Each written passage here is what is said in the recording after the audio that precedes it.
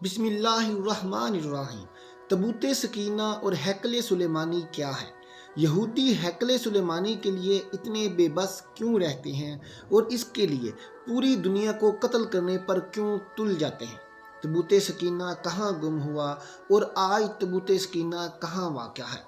मोहतरम नाजरीन, यही सब आज की हम वीडियो में आपको बताएंगे, लिहाजा वीडियो को मुकम्मल आखिर तक ज़रूर देखिएगा।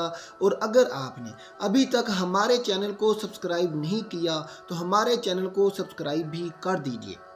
नाज़रीन इकराम, हैकल सुलेमानी हकीकत में एक मस्जिद नुमा जगह थी जहाँ इबादत की जाती थी, जो हज़रत सुलेमान अलैहिस्सलाम ने अल्लाह रब्बुल इज़्ज़त के हुक्म से जिन्नात और इंसानों से तामीर करवाई थी, ताकि लोग इसकी तरफ मुंह करके या इसके अंदर अल्लाह ताला की इबादत कर सकें, उसके आगे सर बसजूद हो सकें।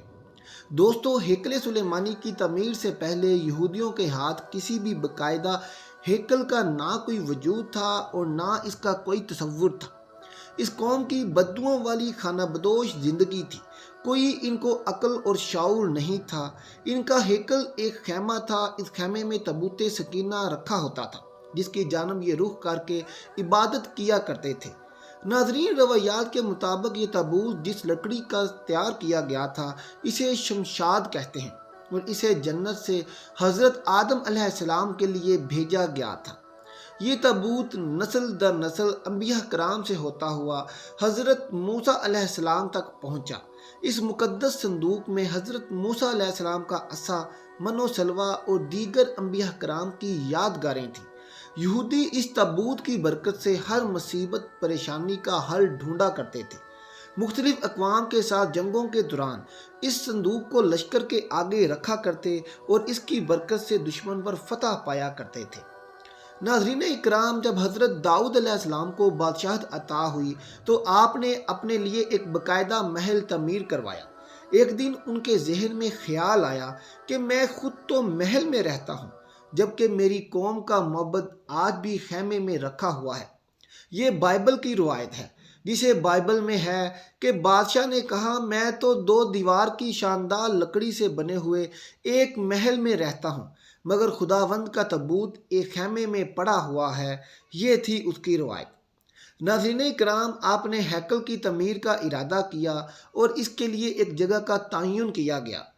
माहिरीन ने आपको मशवरा दिया कि इस हैकल की तमीर आपके दौर में मुमकिन नहीं है। आप इसका ज़िम्मा अपने बेटे हज़रत सुलेमान अलैहिस्सलाम को दे दीजिए। चुनाचे हज़रत सुलेमान अलैहिस्सलाम ने सन 970 कबल अज़ मसीह से 930 कबल अज़ मसीह के दरमियान अपने दौरे हुकूमत के चौथे साल में इसकी तमीर का बाकायदा आगाज़ करवाया। आज इसकी बनावट और मजबूती से अंदाज़ा किया जा सकता है कि ये तमीर इंसानों के बस की बात नहीं थी। इतने भारी और बड़े पत्थरों को इन जिन्नात की ताकत से उठाया गया था, जिन पर हज़रत सुलेमान अलैहिस्सलाम की हुकूमत थी और वो इनके ताबे थे। हैकल सुलेमानी की पहली तमीर के दौरान ही हज़रत सुलेमान अलैहिस्सलाम इस दुनिया फ़ानी से रुखसत हो गए, मगर जिन्नात को पता ना चल सका और उन्होंने हैकल सुलेमानी की तामीर मुकम्मल कर दी।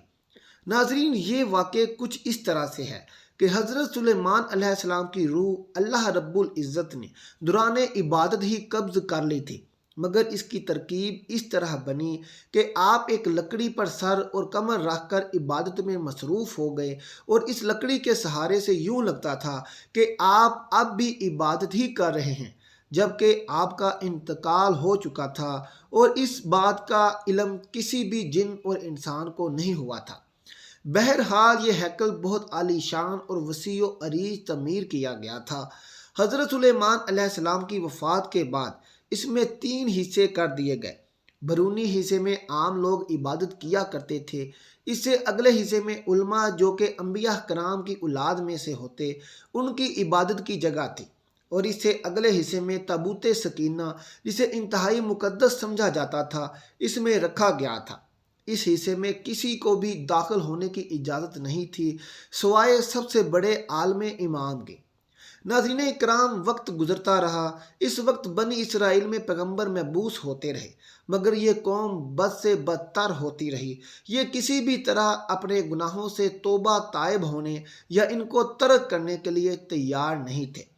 یہ ایک جانب عبادتیں کیا کرتے، مگر دوسری جانب اللہ رب العزت کے احکامات کی کھلی خلاف ورزی بھی کیا کرتے تھے۔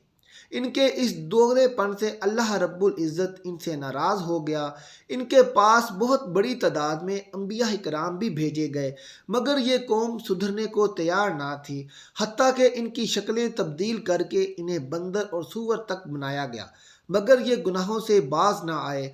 تب اللہ رب العزت نے ان پر لعنت بھیج دی۔ ناظرین اکرام، وقت گزرتا رہا اور آخر 586 قبل از مسیح میں بخت نصر نے ان کے ملک پر حملہ کیا۔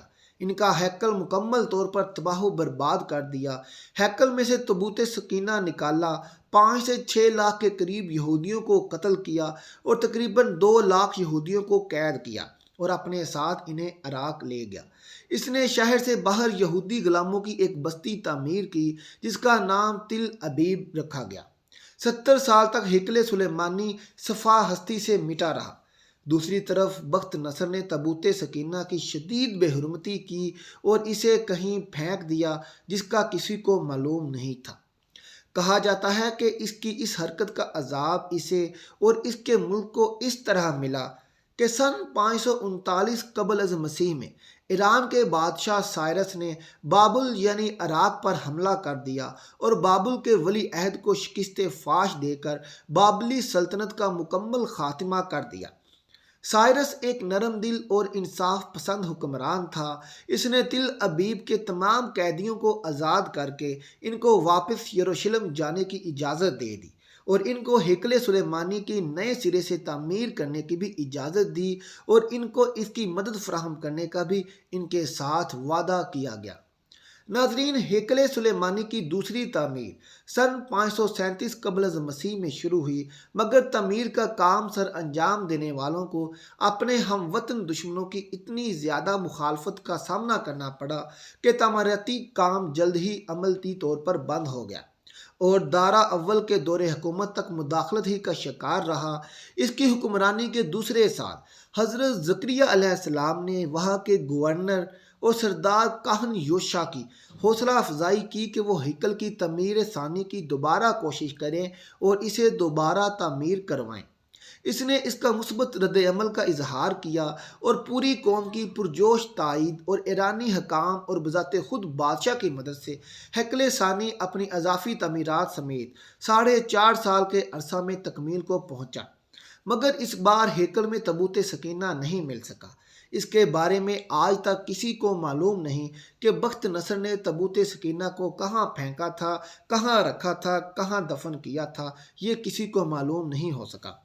محترم ناظرین اکرام، کچھ لوگوں کا کہنا ہے کہ اس مقدس صندوق کی مزید توہین سے بچانے کے لیے اسے اللہ پاک کے حکم سے کسی محفوظ مقام پر معجزانہ طور پر چھپا دیا گیا جس کا کسی انسان اور جن کو علم نہیں، مگر یہودی اس کی تلاش میں پوری زمین کو کھود ڈالنا چاہتے ہیں۔ وہ کسی بھی طریقے سے اسے حاصل کرنا چاہتے ہیں۔ حضرت عیسیٰ علیہ السلام کے مصلوب ہونے کا واقعہ پیش آیا۔ آپ کے مصلوب ہونے کے 70 سال بعد ایک بار پھر یہودیوں پر اللہ رب العزت کا عذاب نازل ہوا۔ اس پر یہ عذاب ٹائٹس کی شکل میں تھا۔ یہ رومی جرنیل بابل کے بادشاہ بخت نصر سے زیادہ ظالم ثابت ہوا۔ اس نے ایک ہی دن میں لاکھوں یہودیوں کی اینٹ سے اینٹ بجا دی اور یہودیوں کو ہمیشہ کے لیے یروشلم سے باہر نکال دیا۔ اس دوران یہودی پوری دنیا میں بکھر کر رسوا ہو کر رہ گئے۔ یہ کئی صدیوں تک ایسے ہی بھٹکتے رہے۔ اس کے بعد برطانیہ نے جب فلسطین پر قبضہ کیا تو ساتھ ہی اس فسادی قوم اسرائیل کی فلسطین میں جنم دے دیا، اور یوں صدیوں سے دھکے کھانے والی قوم کو ایک بار پھر اس ملک اسرائیل میں اکٹھے ہونے کی اجازت مل گئی۔ مگر یہ قوم اپنی ہزاروں سال پرانی ناپاک سازشی فطرت سے باز نہ آئی اور یہ برطانیہ کے جنم دیے ہوئے اسرائیل تک محدود نہ رہے۔ ایک بار پھر ہمسایہ ممالک کے لیے اپنی فطرت سے مجبور ہو کر مصیبت بننے لگے۔ محترم ناظرین کرام، آج اس قوم کی شرارتیں اور سازشیں دیکھ کر اندازہ ہوتا ہے کہ یہ آج سے 2-3 ہزار سال پہلے بھی کس قدر بد کردار اور سازشی قوم رہے ہوں گے، جس کی وجہ سے اللہ رب العزت نے اس قوم پر لعنت بھیجی اور اسے تباہ و برباد بھی کیا اور ان کی شکلیں بھی تبدیل کی۔ ناظرین، آپ اس قوم کا اندازہ یوں کیجئے کہ یہودیوں کو جس بستی تل ابیب میں بخت نصر نے قیدی بنا کر رکھا تھا، وہ اس کو آج تک نہیں بھولے۔ انہوں نے اسرائیل بنانے کے بعد اپنے ایک شہر کا نام تل ابیب رکھ لیا، جبکہ ہم مسلمان اس مسجد اقصیٰ کو بھی بھول گئے جہاں ہمارے پیارے نبی کریم صلی اللہ علیہ وآلہ وسلم نے معراج کی رات تمام انبیاء کی امامت کروائی تھی۔ یہودی آج فلسطین کے نہتے مسلمانوں پر ظلم و ستم کے پہاڑ ڈھا رہے ہیں، لیکن مسلمان قوم اور تمام مسلمان ممالک چپ کی نیند سوئے ہوئے ہیں۔ کوئی ملک بھی اس دھتکاری، سازشی اور بے حس قوم کو جواب دینے کے لیے نہیں اٹھ رہا۔